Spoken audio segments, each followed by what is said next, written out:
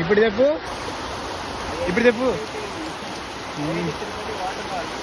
Water fall side Tirupati water fall.